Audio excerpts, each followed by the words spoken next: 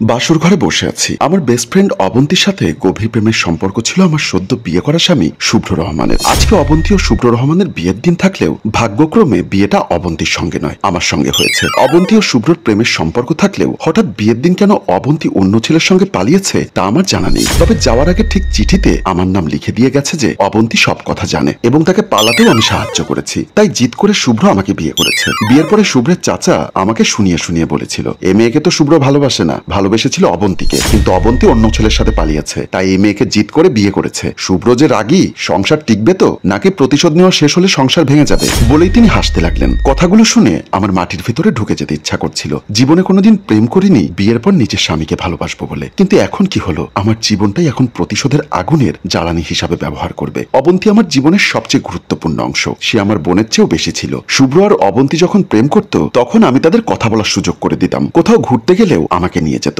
আমি এক প্রকার পাহারাদার ছিলাম, সবকিছুতে সাহায্য করতাম। ভাবতেই অবাক লাগছে, নিজের স্বামী প্রেম করেছে তাতে আমি সাহায্য করেছি। কেউ একজন আসছে বুঝতে পেরে সোজা হয়ে বসলাম। কতক্ষণ যাবৎ বসে আছি হিসাব নেই। বসে থাকতে থাকতে পা কোমর ব্যথা হয়ে গেছে। শুভ্র রুমের ভেতর ঢুকেই জোরে অহনাকে থাপ্পড় মারতেই টাল সামলাতে না পেরে অহনা নিচে পড়ে যায়। শুভ্র নিচ থেকে চুলের মুঠি ধরে উঠিয়ে আরেকটা থাপ্পড় মারতেই খাটের পাশে ড্রেসিং টেবিলের সাইডে লেগে অহনার ঠোঁট কেটে যায়। জোরে চিৎকার করে কান্না করতেই শুভ্র অহনা খুব কাছে গিয়ে বলল, তোর তো ঠোঁট থেকে রক্ত ঝরছে আর আমার হৃদয় থেকে। তুই ইচ্ছা করে এমনটা করেছিস। তুই কিভাবে এত কিছু জানার পরও চুপ ছিলিস? আমাকে বলতে পারতি, বলিসনি। তোদের পরিকল্পনা ছিল এগুলো আমাকে কষ্ট দেবার জন্য। এখন দেখ, কষ্ট শুধু আমি একা না, তুইও পাবি। আমি মাথা নিচু করে বললাম, আপনার প্রেম আপনি ধরে রাখতে পারেননি, এটা আমার কি দোষ? বলার সাথে সাথে আমার মুখ চেপে ধরে বলল, একদম চুপ। আর কোনো মেয়েকেই আমি বিশ্বাস করি না, তোদেরকে ঘৃণা করি। মেয়ে মানেই ঘৃণা। আপনার মা বোন মেয়ে, এবং একজন মেয়ের কারণেই আপনি এই পৃথিবীর আলো দেখেছেন। তোর সাথে আমার মা বোনের তুলনা দিবি না। এতটুকু বলেই সাইডে থাকা একটা ফুলদানি ছুঁড়ে মারলো। আমি একটু দূরে ছিটকে পড়ে গেলাম। ফ্লোরে চিন্তা লাশ হয়ে পড়ে আছি। এ জীবন থাকার চেয়ে না থাকাটাই শ্রেয় ছিল। শুভ্র রহমানকে অনেক কিছু বলার থাকলেও ও বলতে পারেনি। আমাকে আটকে দিয়ে গেছে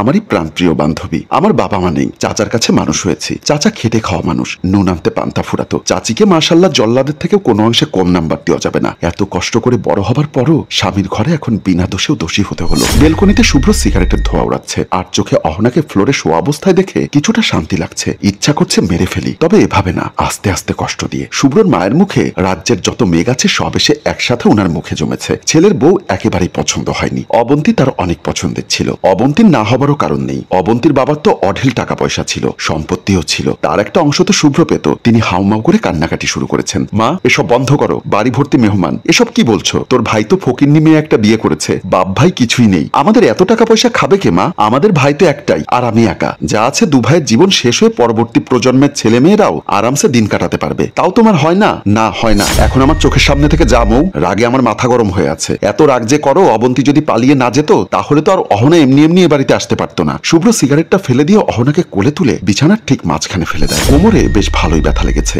ঘটনা বুঝতে মিনিট পাঁচেক লেগে গেল। শুভ্র দরজা খুলে দিতেই মৌ এসে বলল, অহনাকে ফ্রেশ হয়ে নিচে নামতে বলো, সবাই অহনার জন্য অপেক্ষা করছে। অহনা আস্তে আস্তে ওঠার চেষ্টা করলো। অহনাকে উঠতে দেখে শুভ্র বলল, নিচে যাবি ঠিক আছে, তবে মুখ খুলবি না। যদি কাউকে কিছু বলিস তাহলে তোর অবস্থা কালকে থেকে খারাপ হয়ে যাবে। কথাগুলো বলে শুভ্র ঘর থেকে বের হয়ে গেল। শুভ্র যাবার পরে এখন আস্তে আস্তে বিছানা থেকে নেমে ড্রেসিং টেবিলের সাথে হেলান দিয়ে বসলো। সে দেখতে বরাবরই বেশ সুন্দর, গায়ের রং ফর্সা, বেশি সুন্দর তার চুলগুলো, কিন্তু ফর্সা মুখের ঠোঁটের কোণে কাটা দাগটা যেন মুখের সৌন্দর্য কেড়ে নিয়েছে। ড্রেসিং টেবিলের সাথে ঠ্যাস দিয়ে মাথাটা রেখে চিন্তা করতে লাগলো, এই বাড়িতে তার পরবর্তী দিনগুলো কিভাবে কাটবে। চোখের জল মুছে ভাবতে ভাবতে কখন যে চোখ লেগে এলো সে খেয়াল করেনি। ওদিকে সকালবেলা শুভ্রের মা নাস্তার টেবিলের সামনে দাঁড়িয়ে বলছে, দেখেছো, দিনের এত বেলা হয়ে গেছে, এখনো মেয়ের ঘুম ভাঙেনি, এখনো নিচে আসার নাম গন্ধ নেই। আমারও হয়েছে পোড়া কপাল, এমন একটা মেয়েকে ঘরে এনে তুলেছে আমার ছেলে। কি কাণ্ড দেখো। চিৎকার চেঁচামেচি শুনে অহনার ঘুম ভেঙে গেল। অহনা উঠে রুমটা পরিষ্কার করে নিল। রুম পরিষ্কার করতে গিয়ে একটা বক্স পেল। বক্সটা দেখে অহনার চিনতে বাকি রইল না, এই গিফটটা অবন্তীর দেওয়া। অহনাকে নিয়ে এই গিফটটা প্যাক করেছিল।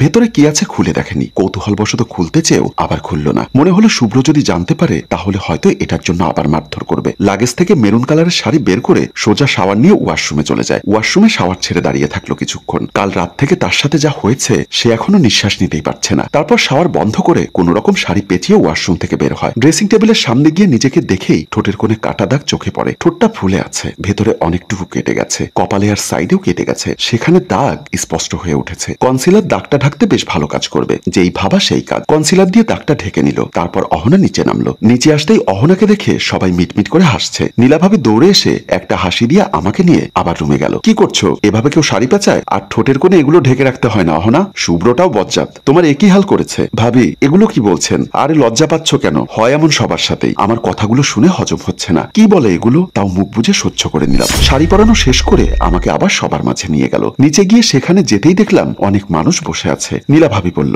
এত মানুষ দেখে কেমন কেমন লাগছে। আরে চিন্তা করো না, এরা সবাই মেহমান, বিয়ের জন্য এসেছে। কাল পরশুর মধ্যেই সবাই চলে যাবে, তারপর তো শুধু তুমি আর আমি থাকবো। শুভ্রের চাচা বলল, সালাম কালাম করতে তো জানো নাকি? আমার কথা বাদ দিলাম, আগে তোমার শাশুড়িকে সালাম করো। চোখ তুলে তাকাতেই দেখলাম দূরে কোনার এক চেয়ারে অন্যদিকে ফিরে বসে আছে। নীলা ভাবিও আমাকে ইশারা করলো যাবার জন্য। আমি সেদিকে এগিয়ে গেলাম। শুভ্র আসতেই তার সাথে মজা শুরু করে সবাই, কিন্তু শুভ্র খুবই গম্ভীর। শুভ্রের বোন মৌ আর নীলা ভাবি এসে জোর করে শুভ্র আর অহনাকে একসাথে বসায়। এত দূরে বসেছো কেন শুভ্র? রাতে তো অনেক কাছাকাছি ছিলে, যার প্রমাণ ঠোঁটের কাছে আছে। এখন বউকে জড়িয়ে ধরতে কি সমস্যা? তারা সবাই হাসাহাসি করতে লাগলো। আর শুভ্রের চাচা দূরে দাঁড়িয়ে সিগারেটে শুকটান দিয়ে অহনার দিকে কেমন করে যেন চেয়ে রইল। সম্মানিত ভিউয়ার্স, গল্পটার দ্বিতীয় পর্ব লেখা আছে। যদি আপনারা বেশি বেশি কমেন্ট করে জানান তাহলে দ্বিতীয় পর্ব অবশ্যই আমরা শুটিং করব। গল্পটির ভাবনা এবং পরিচালনায় অভি, ক্যামেরায় শিহাব এবং প্রযোজনায় মঞ্জুর মোর্শেদ।